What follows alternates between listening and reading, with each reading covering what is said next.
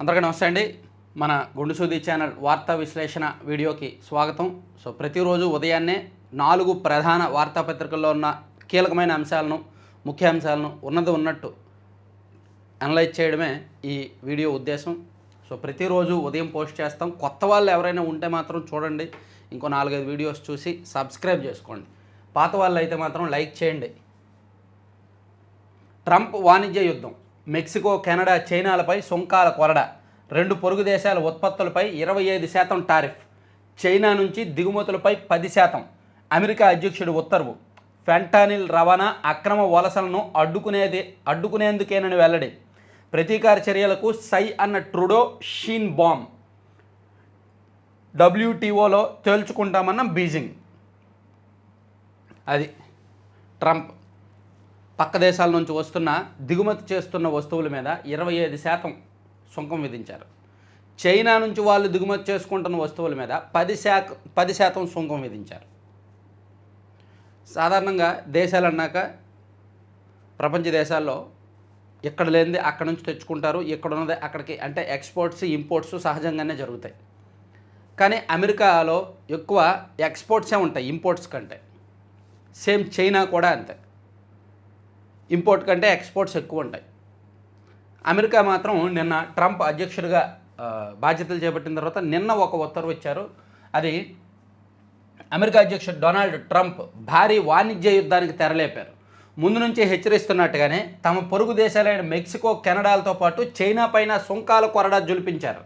దీర్ఘకాలిక మిత్ర దేశాలైన కెనడా, మెక్సికోల నుంచి తాము దిగుమతి చేసుకునే ఉత్పత్తులపై 25% చొప్పున, చైనా నుంచి వచ్చే అన్ని ఉత్పత్తులపై 10% సుంకం విధిస్తూ శనివారం కార్యనిర్వాహక ఉత్తర్వు జారీ చేశారు. కార్యనిర్వాహక ఉత్తర్వుపై సంతకం చేశారు. అమెరికాలోకి ఫెంటానిల్ అక్రమ రవాణాను, అక్రమ వలసలను అడ్డుకునేందుకు తాను ఈ చర్యకు ఉపక్రమించినట్టు ప్రకటించారు. మెక్సికో, కెనడా, చైనా అమెరికాకు అతిపెద్ద వాణిజ్య భాగస్వామ్య దేశాలు కావడం గమనార్హం. తాజా పరిణామంతో ఉలిక్కిపడ్డ మెక్సికో, కెనడా ప్రతీకార చర్యలకు సిద్ధం చేసుకుంటున్నాయి. అమెరికా ఉత్పత్తులపై తాము 25% సుంకం విధించనున్నట్టు కెనడా ప్రధానమంత్రి జస్టిన్ ట్రూడో ప్రకటించారు.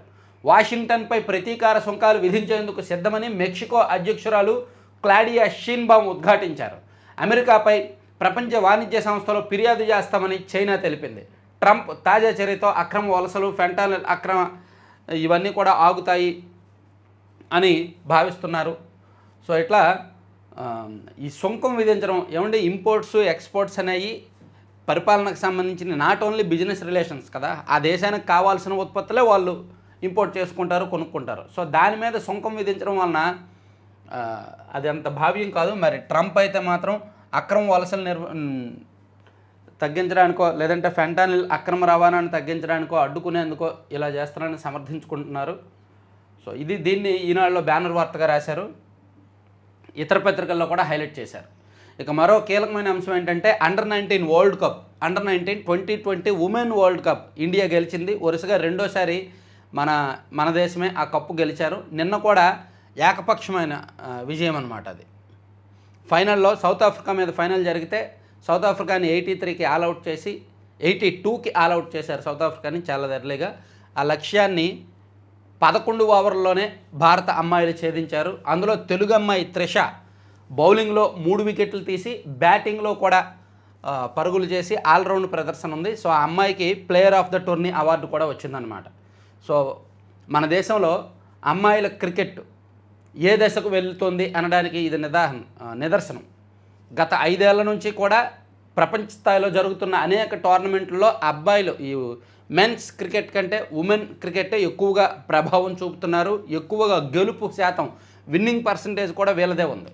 సో అమ్మాయిలు కూడా టెస్టులు పెడితే బాగుంటుంది అనే డిమాండ్లు ఉన్నాయి. ఇప్పుడు వీళ్ళకి యాక్చువల్లీ టెస్ట్ ఛాంపియన్షిప్ లేదు, టెస్టులు లేవు అమ్మాయిలకి. 2020 అండ్ వరల్డ్ కప్ 1 డే మాత్రమే ఉన్నాయి. సో వీళ్ళకి కూడా టెస్ట్ పెడితే బాగుంటుంది అనేది ఒక డిమాండ్ ఉందన్నమాట.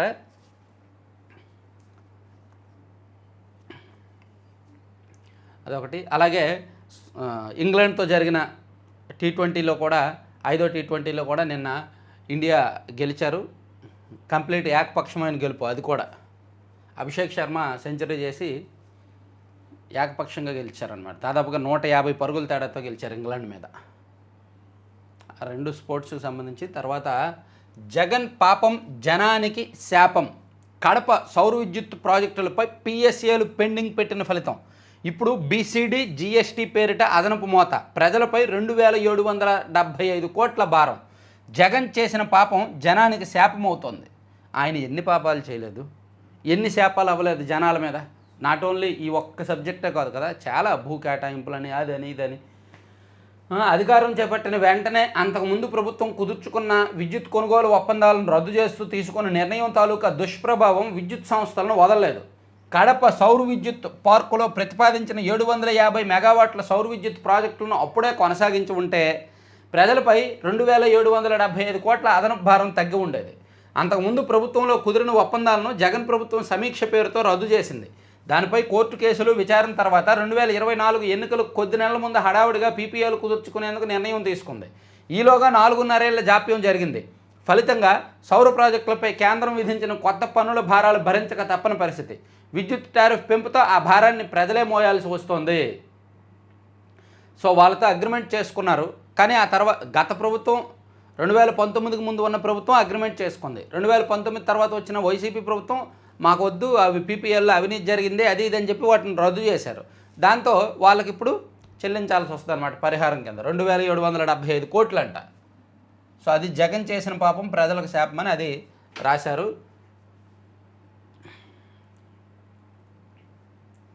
మోదీ నాయకత్వంలోనే దేశ రాజధానికి వెలుగులు. దేశమంతా స్వచ్ఛ భారత్ వైపు, ఢిల్లీ మాత్రం మురికి కోపం. పాలకుల నిర్లక్ష్యమే సమస్యలకు కారణం. అందుకే భాజపాకు ఢిల్లీ మద్దతు ఇవ్వాలి. ఢిల్లీ ఓటర్లకు ఏపీ సీఎం చంద్రబాబు పిలుపు. నిన్న ఏపీ సీఎం చంద్రబాబు నాయుడు గారు నిన్న సాయంత్రం ఢిల్లీ వెళ్ళి ఢిల్లీ ఎన్నికల ప్రచార సభలో పాల్గొన్నారనమాట. దేశ రాజధాని ప్రతి ఒక్కరూ గర్వపడేలా ఉండాలి. ఇక్కడ మనమంతా ఊపిరి పీల్చుకోవాలంటే నరేంద్ర మోదీ ఆక్సిజన్ అందించాలి. అప్పుడే ఈ నగరంలో ప్రగతి సాధ్యం.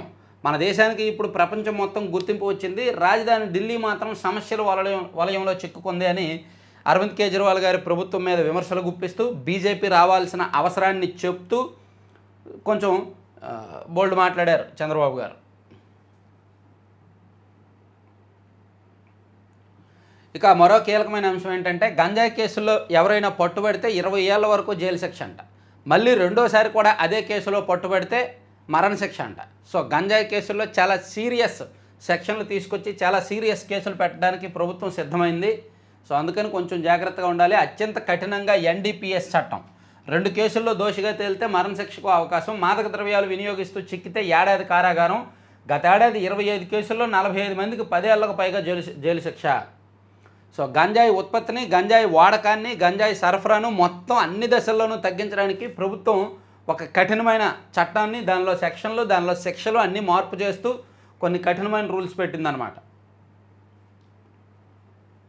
నేరం శిక్ష ఇలా తక్కువ పరిమాణం అయితే ఏడాది వరకు జైలు శిక్ష, 10,000 జరిమానా. వాణిజ్య పరిమాణం అంటే సరఫరా చేసేవాడైతే 10 నుంచి 20 ఏళ్ళ వరకు జైలు శిక్ష, 1 నుంచి 2 లక్షల వరకు జరిమానా.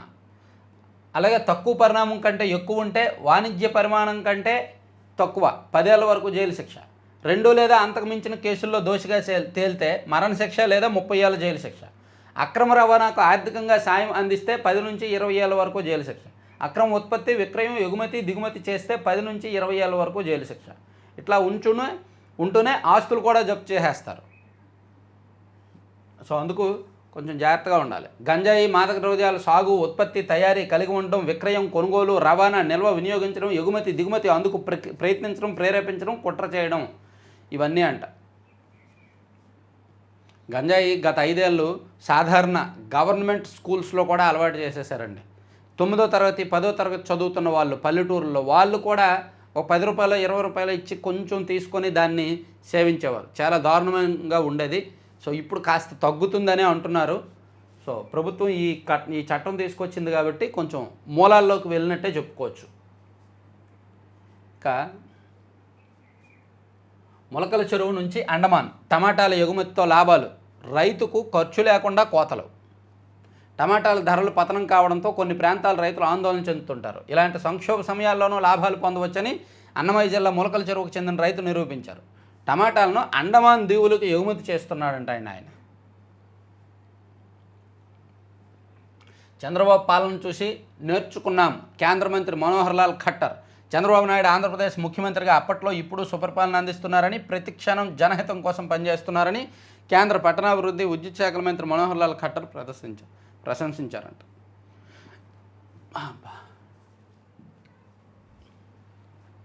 అదిగో జల విమాన విహారం. విశాఖ, కాకినాడ, విజయవాడ, శ్రీశైలం అనుకూలం. క్షేత్రస్థాయిలో విమానయాన సంస్థ అధ్యయనం. అల్లూరు జిల్లాలోనూ పరిశీలన. ఆల్రెడీ ఇది విజయవాడ నుంచి శ్రీశైలం వరకు కూడా జల విహారం గురించి ట్రయల్ రన్ చేశారు. కొన్ని చిన్నపాటి లోటుపాట్లు బయటపడ్డాయి. సో అందుకే మళ్ళీ దాన్ని చూసి మళ్ళీ సర్వే చేస్తున్నారు ఎక్కడెక్కడ బాగుంటుందా అని. ప్రభుత్వాలవి ప్రజా వ్యతిరేక విధానాలు, పోరాటానికి సిపిఎం తీర్మానం.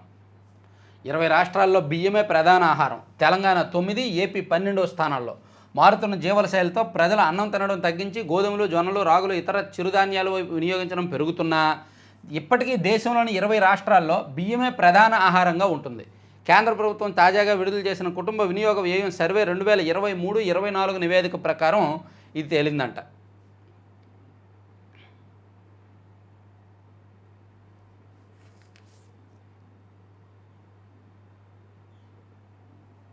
తిరుపతి తొక్కిసలాటపై న్యాయ విచారణ మొదలైంది. కమిషన్ ముందు హాజరైన తితిదే ఈవో, పోలీసులు, వైద్యులు. తిరుపతి బైరాగిపట్టెడలోని వైకుంఠ ద్వార దర్శన టికెట్ల కేంద్రం వద్ద గత నెల 8న చోటు చేసుకున్న తొక్కిసలాటకు ముందు, ఆ తర్వాత ఏం జరిగింది, ఏ శాఖలు ఎలాంటి ముందస్తు చర్యలు, నిర్ణయాలు తీసుకున్నాయి, ఎవరి తప్పు ఎవరిది ఒప్పు, సో బాధ్యతారాహిత్యం ఎవరిది, ఇదంతా తేల్చడానికి ప్రభుత్వం ఈ న్యాయ విచారణకు ఆదేశించింది కదా. ఆ న్యాయ విచారణ నిన్న మొదలైందన్నమాట. దీనికి పోలీసులు, ఈవో, అధికారులు అందరూ హాజరయ్యారు.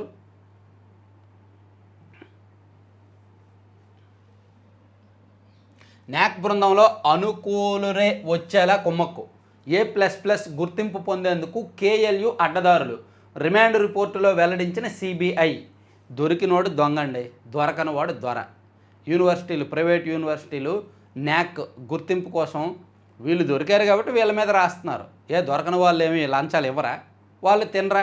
వీళ్ళ దగ్గర తీసుకున్న వాళ్ళు వేరే యూనివర్సిటీల దగ్గర తీసుకోకుండా వదిలేస్తారా? సో అందరూ దొంగలే. కాకపోతే వీళ్ళు రెడ్ హ్యాండెడ్గా దొరికారు. న్యాక్ గుర్తింపు కోసం, A++ గుర్తింపు కోసం న్యాక్ అధికారులకు లంచాలు ఇస్తూ KL యూనివర్సిటీ సంబంధించిన యాజమాన్యులు వీళ్ళు పట్టుబడడంతో వరుసగా రాస్తున్నారు. CBI వాళ్ళని అరెస్ట్ చేసింది. నిన్న జైలు రిమాండ్కి కూడా తరలించారు. సో ఇప్పుడు దాని మీద వస్తున్నాయి. సో నిజానికి చాలా యూనివర్సిటీలు విద్యా వ్యవస్థ భ్రష్టు పట్టింది. కంప్లీట్గా భ్రష్టు పట్టింది విద్యా వ్యవస్థ దేశంలో. ప్రాథమిక స్థాయి నుంచి యూనివర్సిటీ స్థాయి వరకు. గుంటూరు జిల్లా వడ్డేశ్వరంలో KL విశ్వవిద్యాలయంలో పరిశీలనకు వచ్చే న్యాక్ తనిఖీ బృందంలో తమకు అనుకూలమైన ప్రొఫెసర్లే సభ్యులుగా ఉండేలా, వారు సానుకూల నివేదిక ఇచ్చేలా వర్సిటీ యాజమాన్యం ముందుగానే సంబంధికులతో కుమ్మక్కైనట్టు CBI తేల్చింది. ఒక్కొక్క సభ్యుడికి 3 లక్షల డబ్బులు, 1 ల్యాప్టాప్ ఇచ్చేలా అంగీకారం అంట. విద్యా వ్యవస్థని దారుణమైన వ్యాపార కేంద్రంగా చేసి ఇలా తయారు చేశారనమాట. ఆ స్థాయి ఈ స్థాయి అని కాదు, అందరూ అంతే. అన్ని స్థాయిల్లో అదే జరుగుతోంది. 7 అడుగులు తడబడినియొద్దు. ఇగోస్ ఏం లేకుండా ఏమున్నా సరే డైలీ మాట్లాడుకుంటే చాలు. వస్తుంటాయి చిన్నవి వస్తుంటే డైలీ మాట్లాడితే చాలు. మరి ఇందులో చాలా రాశారు. సో భార్యాభర్తలకు సంబంధించి. తర్వాత తీరాసురులకు హడల్. CRZ నిబంధనలకు విరుద్ధంగా 680 ఎకరాల్లో ఆక్వా సాగు. NGT ఆదేశాలను పట్టించుకొని గత వైకాపా సర్కారు. ఇటీవల ఆక్రమణలను తొలగిస్తున్న అధికార యంత్రాంగం. డాక్టర్ BR అంబేద్కర్ కోనసీమ జిల్లాలో తీర ప్రాంత నియంత్రణ జోన్ CRZ నిబంధనలకు విరుద్ధంగా చేపట్టిన ఆక్వా సాగుపై కూటమి ప్రభుత్వం యంత్రాంగం చర్యలకు ఉపక్రమించిందంటండి.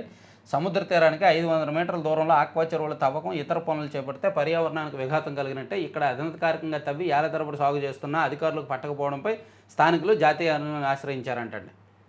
సో అది రాశారు తీర ప్రాంతాల్లో సాగు మీద. తర్వాత అభివృద్ధి కార్యక్రమాలకు కేంద్ర బడ్జెట్ ఊతం.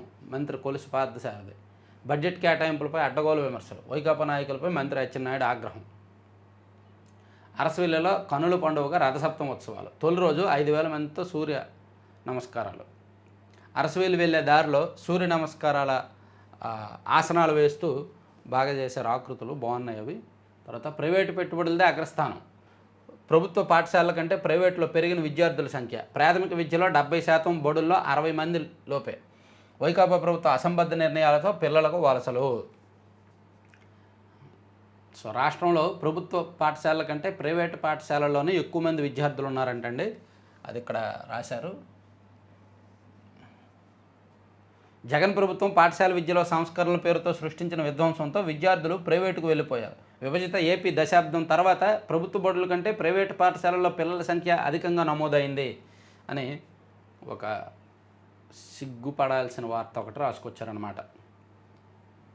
సో ఇవన్నీ ఈనాడు అంశాలు. తర్వాత సాక్షికి వెళ్దాం. సాక్షిలో అజేయం అద్వితీయం, ఇది ఉమెన్ వరల్డ్ కప్ గురించి రాశారు. తర్వాత మనమిత్ర మరో మారీచుడే, నాడు సేవామిత్ర నేడు మనమిత్ర, పేర్లు మారిన కుట్రలు మాత్రం అవే, 520 రకాల సేవల 420 మోసాల, వాట్సాప్ గవర్నెన్స్ ముసుగులో చంద్రబాబు సర్కార్ రాజకీయ కుతంత్రం. ఈ వార్త చిన్న చిన్న పిల్లలు చదివిన ఈ పేపర్ని తిడతారు, ఈ పార్టీని తిడతారు. ఈ వార్త ఎవరు చదివినా సరే. దీని ఉద్దేశం ఏంటంటే ఇదిగోండి, ఆధార్ నెంబర్తో కుటుంబ వివరాలు మొత్తం బహిర్గతం, గిట్టని వారికి సంక్షేమ పథకాలు నిలిపివేత, ప్రత్యర్థి పార్టీ సానుభూతి పరుల ఓట్ల తొలగింపు, ఎన్నికల్లో అక్రమాలే లక్ష్యం. ఎంత దారుణంగా రాశాడంటే, అంటే ఏమంటే ప్రతిపక్షంలో ఉండడం అనేది చాలా గొప్ప విషయం. ప్రతిపక్షంగా విపక్షంగా రాయడం, జర్నలిజం చేయడం చాలా సవాళ్ళతో కూడుకున్నది. ఇలాంటి పనికిమాలిన పిల్లలు, చిన్న చిన్న పిల్లల చేత కూడా తిట్టించుకునే వార్తలు రాయడం ఎందుకు? ఇక్కడ ఆధార్ నెంబరు గత ప్రభుత్వంలో ఏదైనా ప్రభుత్వ సర్వీస్కి సరే వాట్సాప్ గవర్నెన్స్ లేదు అనుకుందాం, ఏదైనా ప్రభుత్వ కార్యాలయానికి వెళ్ళి నాకు కుల ధృవీకరణ పత్రం అడిగితే ఆధార్ నెంబర్ అడుగుతారుగా వాళ్ళు. ఇప్పుడు గవర్నమెంట్ నుంచి ఏం కావాలన్నా ఆధార్ అడుగుతారు. ఆర్టీసీ బస్ టికెట్ చేయాలన్నా సరే ఆధార్ నెంబర్ ఎంటర్ చేయాలి, రైల్వే టికెట్ బుక్ చేయాలన్నా ఆధార్ నెంబర్ ఎంటర్ చేయాలి.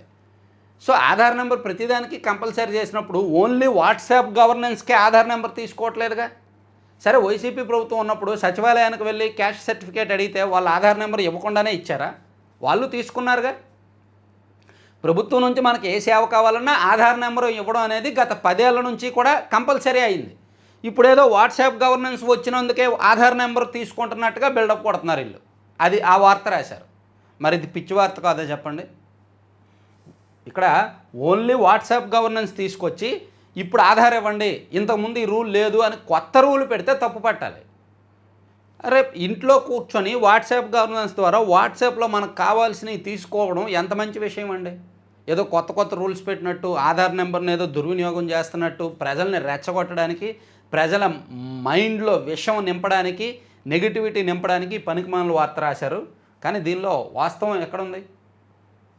ఎప్పటి నుంచో గత 10 ఏళ్ల నుంచి కూడా మనకు ప్రభుత్వం నుంచి ఏ సేవ కావాలన్నా ఆధార్ నెంబర్ వాళ్ళు అడుగుతున్నారు, మనం ఇస్తున్నాం. ఒక సిమ్ కార్డు కావాలంటే ఆధార్ కావాలి. ప్రైవేట్ సేవల్లో కూడా కొన్ని ఆధార్ అడుగుతున్నారు. సో వీళ్ళు ప్రజలను రెచ్చగొట్టడానికి రాశారనమాట. పౌరులు వ్యక్తిగత డేటా ప్రైవేట్ సంస్థ గుప్పిట్లోకి. మరి గత ప్రభుత్వం ఈ ప్రతిదానికి ఆధార్ తీసుకున్నారుగా, అంటే వాళ్ళు కూడా ప్రైవేట్ సంస్థలకు అమ్మేశారా?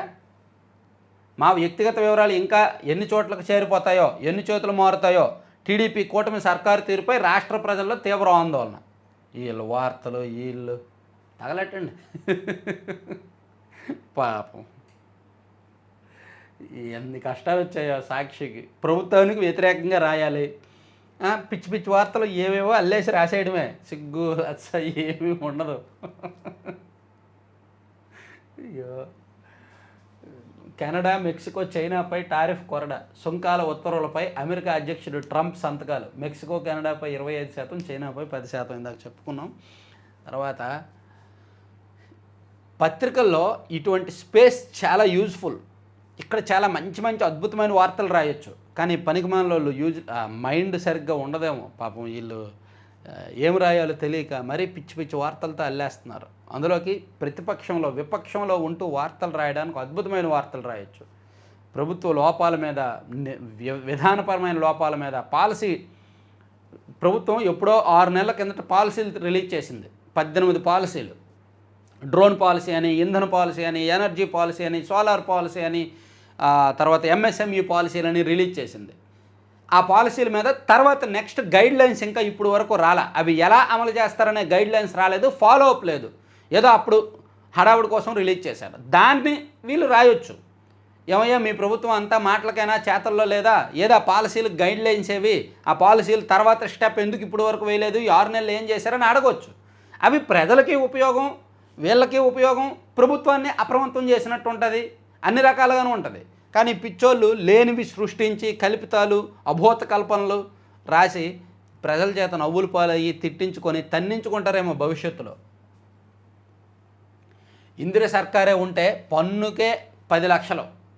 జవహర్లాల్ నెహ్రూ ఇందిరాగాంధీ హయాంలో ప్రజల నుంచి ముక్కుపిండి అత్యధిక పన్ను వసూలు చేసేవారని ప్రధాని మోదీ ఆరోపించారు. ఇందిరాగాంధీ బతికుంటే ఆమె పాలనలో 12 లక్షల వార్షికాదాయానికి ఏకంగా 10 లక్షల పన్ను కట్టాల్సి వచ్చేదన్నారు. ఎప్పుడు చనిపోయిందండి ఆమె మీద ఇప్పుడు గీను ఏడుపులు. మహిళా జడ్పీటీసీ ఇంటిపై టీడీపీ మొక్కల దాడి. అన్నమయ్య జిల్లా జాండ్రపల్లిలో వైఎస్ఆర్సీపీ జడ్పీటీసీ సభ్యురాలు అంబావతిని రమాదేవి ఇంటిపై టీడీపీ మొక్కలు కత్తులు రాడ్లతో దాడి చేశారంట. రాష్ట్రంలో ప్రజాస్వామ్యాన్ని కాపాడండి. కార్పొరేషన్లు, మున్సిపాలిటీలు ఎన్నికల్లో పోటీ చేసిన అభ్యర్థులను బాబు సర్కారు బెదిరిస్తోంది. తిరుపతి డిప్యూటీ మేయర్ అభ్యర్థిని ప్రకటిస్తే వెంటనే అతని ఆస్తులను ధ్వంసం చేసింది. సో లాస్ట్ గవర్నమెంట్ మీరు చేశారు, ఇప్పుడు వీళ్ళు కొన్ని కంటిన్యూ చేస్తున్నారు, అన్నీ కంటిన్యూ చేయట్లా. ఏది నీవు నేర్పిన విద్యయే నీరదాక్ష అంటారు కదా, సేమ్ గత 5 ఏళ్లలో వైసీపీ వాళ్ళు చేసినాయి ఇవన్నీ. ఎంపీటీసీగా పోటీ చేయడానికి వెళ్తే బెదిరించడం, కిడ్నాప్ చేయడం, ఆస్తులను ధ్వంసం చేయడం, చేతులు నరికేయడం, అటువంటివన్నీ గత ప్రభుత్వ హయాంలో చేశారు. నేడు 3 మున్సిపాలిటీల్లో చైర్మన్ ఎన్నికలు, 4 డిప్యూటీ మేయర్, 5 మున్సిపల్ వైస్ చైర్మన్ల పదవులకు కూడా ఎన్నికలు జరగబోతున్నాయి. ఇక ముద్రగడ ఇంటిపై దాడి, కారును ఢీకొట్టి ఫ్లెక్సీలు తొక్కించి నానా బీభత్సం. కిర్లంపూడిలో ట్రాక్టర్తో జనసేన కార్యకర్త వీరంగం. జై జనసేన అంటూ ముద్రగడను కించపరిచేలా అరుపులు, కిర్లంపూడిలో ఉద్రిక్తత, పోలీసుల మోహరింపు. నిందితుడికి మతి స్థిమితం లేదని, అసలు జనసేన కార్యకర్త కాదని ఆ పార్టీ నేతలు బుకాయింపు. నిందితుడు అరెస్టు. ముద్రగడకు వైఎస్ జగన్ భరోసా, వైఎస్ఆర్సీపీ నేతలు సంఘీభావం. నిజానికి అతనే చెప్పాడు, మద్యం మొత్తులో నేను చేశాను, నాది తప్పే అని అతనే ఒప్పుకున్నాడు. నిందితుడు ఎవరైతే అతను చేశాడో ఆయన నేను మద్యం మొత్తులో చేశాను అన్నాడు. తర్వాత విద్యుత్ రైలుకు వందనం. 1925 ఫిబ్రవరి 3న దేశంలో తొలి విద్యుత్ రైలు పలుకురు. అంతకుముందు ఎక్కువగా బొగ్గు మీద రన్ అయ్యావి, ఆ తర్వాత విద్యుత్ రైళ్లు వచ్చాయన్నమాట. ముంబై కుర్లా మార్గంలో మొదటి వినియోగం. 1961 తర్వాత ఊపందుకున్న రైల్వే విద్యుతీకరణ. పెద్ద దేశాల్లో రైల్వే విద్యుతీకరణ అత్యధికంగా జరిగిన దేశం మనదే అని రాశారు. తర్వాత ఫీ జులుం కోసమే కేఎల్యు మాయాజాలం. న్యాక్ A++ ర్యాంకింగ్ కోసం అడ్డదారులు. రిమాండ్ నివేదికలో సిబిఐ వెల్లడి. 10 మంది నిందితులకు రిమాండ్, మిగిలిన నిందితుల కోసం గాలి మమ్మను. సో యూనివర్సిటీలు అలా ఖర్చు చేసి ఊరికే వదలరుగా, విద్యార్థుల నుంచి ఫీజులు తీసుకుంటారు. అదే రాశారు. తర్వాత భారత్ ఎదుగుదల అనూహ్యం. ప్రపంచంలో 5వ అతిపెద్ద ఆర్థిక వ్యవస్థగా ఎదగడం శుభపరిణామం. ఆర్బీఐ మాజీ గవర్నర్ వైవి రెడ్డి వెల్లడి. అస్కీలో వర్క్ విజ్డమ్ లెగసీ పుస్తకావిష్కరణ. స్వయంగా సంకలనం చేసిన వైవి రెడ్డి. అనేక రంగాల ప్రముఖుల 31 వ్యాసాలతో పుస్తకం అని ఒక వార్త రాశారు. సో ఇవన్నీ సాక్షిలో అంశాలండి. తర్వాత ఆంధ్రజ్యోతి చూసుకుంటే, ఆంధ్రజ్యోతిలో ఈ 2 ఉమెన్ వరల్డ్ కప్ గెలవడాన్ని హైలైట్ చేశారు. అలాగే ఇంగ్లాండ్ మీద ఫైనల్ T20లో ఇండియా గెలిచిందని కూడా హైలైట్ చేసి, కింద టాస్క్ లేదు, ఫోర్స్ లేదు, భూ వివాదాలపై చేష్టలు అడిగిన రెవెన్యూ. టాస్క్ ఫోర్స్ ఏర్పాటుకు డిసెంబర్లో నిర్ణయం, నేటికి కార్యరూపం దాల్చని సీఎం ఆదేశం. ఇక్కడ నేను ఒక విషయాన్ని మీకు గుర్తు చేయాలనుకుంటున్నా. చంద్రబాబు గారు ఒక ఆదేశం ఇస్తారు, కానీ అవి ఇంప్లిమెంట్ జరగట్లేదు. ఎందుకు? దానికి ఫాలో అప్ ఉండట్లేదు. ఎందుకు అనేది నేను నిన్న సాయంత్రం ఒక సంచలన వీడియో చేశాను, చూడండి. ఆ వీడియోని చూసి కొంతమంది నన్ను తిట్టుకుంటే తిట్టుకోవచ్చు కాక, కానీ చాలా ఇంపార్టెంట్ వీడియో. ఈ ప్రభుత్వంలో ఏం జరుగుతోంది, ఈ ప్రభుత్వం ఇదిగోండి అంతా నటన, షో, పాలనలో Babu mark miss minus, Sunday special exclusive analysis. అంతా నటన, షో. చంద్రబాబు గారి దగ్గర షో చేస్తున్నారు అధికారులు. చంద్రబాబు గారు ఒక ఆదేశం ఇస్తారు, దాన్ని ఇంప్లిమెంట్ చేయట్లా, దాని మీద ఫాలో అప్ ఉండట్లా. ఆయన కూడా అనుభవం ఎక్కువ, వయసు ఎక్కువ కారణంగా ప్రతిదీ కూడా ఆయన మళ్ళీ ఫాలో అప్ చేయట్లేదు ఆయన కూడా. సో ఇలా బాధ్యత అంతా ఆయన మీద ఉండడం వల్ల కొంత ఒత్తిడికి గురై అన్నీ చెప్తున్నారు, కానీ నెక్స్ట్ అడుగు పడట్లేదండి. ఇందులో చాలా ఉదాహరణలు చెప్పాను, అందులో ఇదో ఉదాహరణ. ఈరోజు ఆంధ్రజ్యోతిలో రాశారుగా, ఇదొకటి చూడండి. భూ వివాదాల మీద టాస్క్ ఫోర్స్ ఏర్పాటు చేస్తామని ఎప్పుడో చెప్పింది ప్రభుత్వం, 3 నెలలు అయింది, ఇప్పుడు వరకు లేదు, టాస్క్ ఫోర్స్ అవ్వలేదు. డిసెంబర్ నేటికి కార్యరూపం దాల్చలేదు. అతిగతి లేని మదనపల్లి ఫైల్స్ దహనం కేసు. విశాఖ భూముల వ్యవహారము కంచికే. లోతైన విచారణ జరిగితే అధికారులు, వైసీపీ నేతల అక్రమాలు బట్టబయలు. అందుకే సీఎం ఆదేశాలు బుట్టదాఖలు. అధికారుల తీరుపై సర్వత్రా అనుమానాలు. చెప్పాను కదా, అధికారుల మీద కంట్రోల్ లేదు. అధికారులు ఏం చెప్తే అదే జరుగుతోంది. అధికారులు తప్పుదోవ పట్టిస్తున్నారు ప్రభుత్వాన్ని. అది చాలా స్పష్టంగా అర్థమవుతుంది. అధికారులు అంటే అందరూ కాదు, కొంతమంది చంద్రబాబు గారు చుట్టూ ఉన్న అధికారులే అలా యాక్ట్ చేస్తున్నారు అనేది మనకున్న అంతర్గత ఒక కీలకమైన సమాచారం. సో దానివలన ప్రభుత్వానికి ముప్పే, టీడీపీ జనసేన 2 పార్టీలకు ముప్పే, అంతిమంగా వైసీపీకి ఎప్పుడో ఒకసారి లబ్ధి జరుగుద్ది వీళ్ళు ఇలాగే అధికారులు ఇలాగే చేస్తే కనుక. ఎందుకంటే సీఎం గారు ఒక ఆదేశం ఇస్తున్నారు, అది ఇంప్లిమెంట్ అవ్వట్లా. ప్రభుత్వం తీసుకున్న నిర్ణయం ఇంప్లిమెంట్ అవ్వట్లా. పైగా వైసీపీ వాళ్ళకు పనులు జరుగుతున్నాయి. ఏమంటే సీఎం గారికి తెలియకుండా, గనుల శాఖ మంత్రి గారికి తెలియకుండా వైఎస్ జగన్మోహన్ రెడ్డి గారి ఫ్యామిలీ మెంబర్స్కి ఎలా ఫైల్స్ మూవ్ అవుతాయండి, ఎలా అనుమతులు వస్తాయండి లీజులకి? మరి గనుల శాఖ మంత్రికి తెలియద్దా, సీఎంకి తెలియద్దా? వాళ్ళకి తెలియకుండా జరుగుతున్నాయంటే అధికారులు చేస్తున్నట్టేగా. సో అటువంటి ఉదాహరణలతో నిన్న ఒక సంచలన వీడియో, కీలకమైన వీడియో చేశాను. చాలా ఇంపార్టెంట్ సబ్జెక్ట్ ఇది. అయితే ఇది చూసిన వాళ్ళు, ఇది ఓన్లీ మెచ్యూర్డ్ పీపుల్కి మాత్రమే ఆ వీడియోలో కంటెంట్ అర్థమవుద్ది. పార్టీల పిచ్చోళ్ళకి అర్థం కాదు. టీడీపీ పిచ్చోళ్ళు ఆ వీడియో చూశారనుకో, నేను వైసీపీ వాళ్ళ దగ్గర డబ్బులు తీసుకొని చేశాను అంటారు, పనికిమాలోళ్ళు. వైసీపీ వాళ్ళు ఆ వీడియో చూశారనుకో, చంద్రబాబు గారికి ఏమీ చేత కాదు అంటారు. కానీ రాష్ట్ర శ్రేయోభిలాషులు, కాస్త మెచ్యూర్డ్ పీపుల్ ఆ వీడియో చూశారనుకోండి, ఎస్ ప్రభుత్వంలో ఇది జరుగుతోందా, అందుకే ఇవన్నీ ఇలా జరుగుతున్నాయా, సో ఇప్పుడు జరుగుతున్న దానికి అసలు కారణం ఇదా, సో దాని సొల్యూషన్ ఏంటి, కారణం ఏంటి, ఇవన్నీ కూడా ఈ వీడియోలో చెప్పానన్నమాట. వీలైతే ఇది చూడండి, అంతా షో నటన అనే వీడియో. ఇది ప్రభుత్వాన్ని అప్రమత్తం చేయడానికి చేసిన చాలా కీలకమైన అనాలిసిస్ అనమాట. సీఎంఓలో ఏం జరుగుతోంది, అధికారులు ఏ విధంగా ఉన్నారు అన్నది. దానికి కంటిన్యూషన్ ఆంధ్రజ్యోతిలో ఒక రకంగా రాసినట్టున్నారు. ఇది కూడా దానికి లింకే. తర్వాత నాడు గజానికో గుంతతో విలవెల, నేడు అద్దంలా రోడ్లు మెలమెల, రోడ్లకు మహర్దశ, 5 ఏళ్ళు పట్టించుకొని జగన్ సర్కారు, కూటమి ప్రభుత్వం రాగానే కదలక, రాష్ట్ర వ్యాప్తంగా మరమ్మతులు, కొత్త రోడ్లు. సో రాష్ట్రంలో ఆల్మోస్ట్ చాలా వరకు రోడ్లు బాగుపడ్డాయంట. ఇప్పుడు సంక్రాంతి నాటికి చేస్తామన్నారు, సంక్రాంతి నాటికి పూర్తి స్థాయిలో అవ్వలేదు, కానీ ఇప్పుడు కొంతవరకు పర్వాలా, బెటర్. సో తెలంగాణ నుంచి వస్తున్న మన సబ్స్క్రైబర్స్ వాళ్ళు కూడా చెప్తున్నారు, ఏపీలో రోడ్లు బాగున్నాయండి, గతంతో పోలిస్తే ఇప్పుడు కనిపిస్తుంది, డెవలప్మెంట్ కనిపిస్తుంది అని. ఇక ట్రంప్ సుంకాలు కొరడా చెప్పుకున్న తర్వాత టీడీపీ స్థలానికి ఎసరు. 25 ఏళ్ల కిందట బాపట్లలో పార్టీ ఆఫీస్ కోసం భూదానం, చంద్రబాబు పేరుతో 9.5 సెంట్లు రిజిస్టర్ చేయించిన అభిమాని, విలువ 1.5 కోట్లు. దీనిపై ఎన్నడో కన్నేసిన భూమాఫియా, నకిలీ డాక్యుమెంట్లతో రిజిస్ట్రేషన్కి యత్నాలు, తాజాగా దొంగ పత్రాలతో రుణం కోసం యత్నం గుట్టురొట్టు, టీడీపీ నేతల ఫిర్యాదుతో రంగంలోకి పోలీసులు, వారి అదుపులో నక్కా సత్తారెడ్డి, మరో సూత్రధారి కూడా. తెలుగుదేశం పార్టీకి ఒక అభిమాని ఇచ్చిన స్థలాన్ని కబ్జా చేయాలని కొంతమంది చూస్తున్నారు, అది నిన్న బయటపెట్టారనమాట. సో ఢిల్లీని భ్రష్టు పట్టించారు, ఆప్ పాలనలో అభివృద్ధికి దూరమైన రాజధాని, 10 ఏళ్లలో కనీసం ప్రజలకు తాగునీరు ఇవ్వలేదు. 1995 నాటి హైదరాబాద్లో ఇప్పుడు ఢిల్లీ ఉంది. డబుల్ ఇంజిన్ సర్కారు ఉంటే వాషింగ్టన్, న్యూయార్క్ని తలదన్నేలా అభివృద్ధి ఉండేది. ప్యాలెస్లు కట్టుకున్న వారిని ఇంటికి పంపించాలి అని అరవింద్ కేజ్రీవాల్ మీద, ఆమ్ ఆద్మీ పార్టీ మీద చంద్రబాబు గారు తీవ్రస్థాయిలో ధ్వజమెత్తు నిన్న చేశారు. తర్వాత రక్షణ బడ్జెట్ తగ్గించలేదు, ఆయుధ వ్యవస్థల కొనుగోలుకు చెల్లింపులు ఉన్నప్పుడే అని నిర్మలా సీతారామన్ గారు మాట్లాడిన అంశాలు. తర్వాత రామ్దేవ్ బాబాపై నాన్ బెయిల్ వారెంట్ జారీ చేసిన కేరళ పాలక్కడ్ కోర్టు, తప్పుదోవ పట్టించేలా కొన్ని యాడ్లు ఇచ్చారని చెప్పి వాళ్ళ మీద కేసు నమోదైంది. జైలు నుంచి బెయిల్పై వచ్చి వృద్ధురాలిపై రేప్ హత్య, గుంటూరు జిల్లాలో కామన్మద్ ఘాతుకం. ఇంతకుముందు రేప్ కేసుల్లోనే జైలుకి, వాడు ఎవడో రేప్ చేస్తున్నాడు, జైలుకి వెళ్తున్నాడు, మళ్ళీ వస్తున్నాడు, మళ్ళీ రేప్ చేస్తున్నాడు, మళ్ళీ జైలుకి వెళ్తున్నాడు. ఎవడండి బాబాడు? కాల్చిపడేయండి. అయోధ్యలో దళిత యువతపై అత్యాచారం, మర్మావయవంలో కర్ర దూర్చి కాళ్ళు చేతులు విరగొట్టి నగ్నంగా మృతదేహం లభ్యం. చాలా చెత్త. బాధిత కుటుంబానికి న్యాయం చేయాలి, లేదంటే లోక్సభ్యత్వానికి రాజీనామా చేయాలి. మీడియా ఎదుట ఫైజాబాద్ ఎంపీ కన్నీరు. ఫైజాబాద్ ఎంపీ అంటే బీజేపీ కాదులే, అందుకని. తర్వాత భర్త కిడ్నీ విక్రయించి ప్రియుడితో పరారు. ఈ 3 వార్తలు చదివితే ఈ సమాజం మీద, వ్యవస్థ మీద, మనుషుల మీద చిరాకు వచ్చే వార్తలు ఇవి. భర్త కిడ్నీ విక్రయించి ప్రియుడితో పరారైందంట భార్య. 10 లక్షలతో ఉడాయించిన భార్య. కిడ్నీ అమ్మితే ఆర్థిక ఇబ్బందుల నుంచి బయటపడొచ్చు అంటూ మాయమాటలు. బిడ్డ చదువు పెళ్లి చేద్దామని సూచన. పశ్చిమ బెంగాల్లో ఘటన. బిడ్డను చదివిద్దాము, పెళ్లి చేద్దాము, మన ఆర్థిక కష్టాలు తీరుతాయి, నీ కిడ్నీ అమ్మే అని చెప్పి భర్తని దగ్గరుండి కిడ్నీ అమ్మించింది 10 లక్షలకి. ఆ 10 లక్షలు వచ్చాక భర్త కిడ్నీ అమ్మేసి హాస్పిటల్లో ఉన్నాడు, ఈమె చేతికి డబ్బులు వచ్చాయి, ఈ డబ్బులు పట్టుకొని వేరే వాడితో వెళ్ళిపోయిందంట.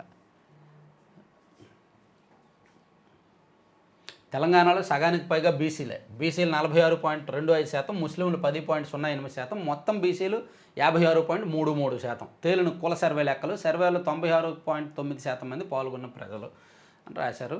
ఇవి ఆంధ్రజ్యోతి అంశాలు. తర్వాత ఆంధ్రప్రభ చూసుకుంటే